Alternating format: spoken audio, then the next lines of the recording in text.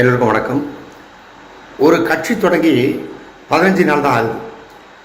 இந்த 15 நாளில் அவ்வளவு குற்றங்கள் நடந்திருக்கு நம்ம பார்க்கணும். எனக்கு ஒரு விஷயந்தான் என்னென்னா, இன்றைக்கி இத்தனை பேர் இந்த 15 நாள் இவ்வளோ கத்தி எல்லாம் தமிழக அரசுக்கு எதிராக நிறைய விஷயங்கள் பேசுகிறீங்க. அதை பார்த்துட்டு தான் இருக்கேன். எனக்கு என்னென்னு கேட்டிங்கன்னா, இதே குற்றம் கடந்த ஆட்சியில் நடக்கலையா? எவ்வளவோ நடந்திருக்கு. அதுக்கெல்லாம் யாருமே ஒரு வார்த்தை கூட பேசவே இல்லை. ஓகேங்களா?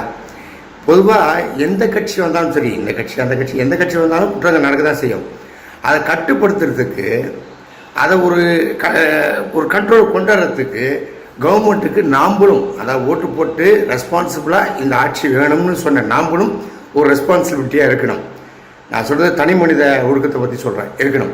ஆனால் எதுவுமே இல்லாமல் போட்டு திட்டிக்கிட்டு இருந்தால் என்ன பண்ண முடியும்? ஒரு கால அவகாசம் கொடுக்கணும். ஒருவேளை தீர விசாரிக்கணும், ஒருவேளை இந்த தப்பு அவர் தான் பண்ணாரா என்ன ஏதுன்னு.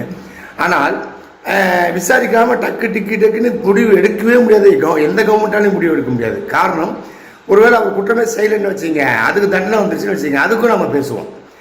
பார்த்தீங்களா, ஒரு நிரபராதி அவர் தண்டிச்சிட்டாங்க கவர்மெண்ட்டு, இது ஒரு கவர்மெண்ட்டா அப்படின்னு சொல்லிட்டு. அதனால் நம்மளும் கொஞ்சம் மக்களாகிய நாமளும் கொஞ்சம் கவர்மெண்ட்டுக்கு சப்போர்ட் பண்ணணும்.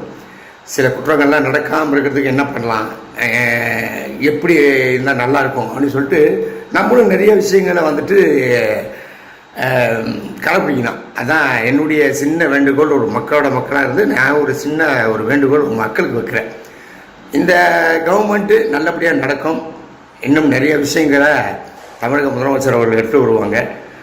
நீங்கள் பார்க்க தான் போகிறீங்க. தமிழக முதல்வர் அவர்களுக்கு ஒரு சின்ன வேண்டுகோள்.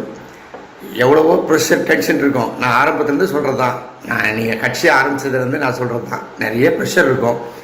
பொறுமையாக ஹேண்டில் பண்ணுங்கள், நல்லபடியாக நடத்துங்க, நல்ல ஆட்சி நடக்கட்டும். வாழ்த்துக்கள்.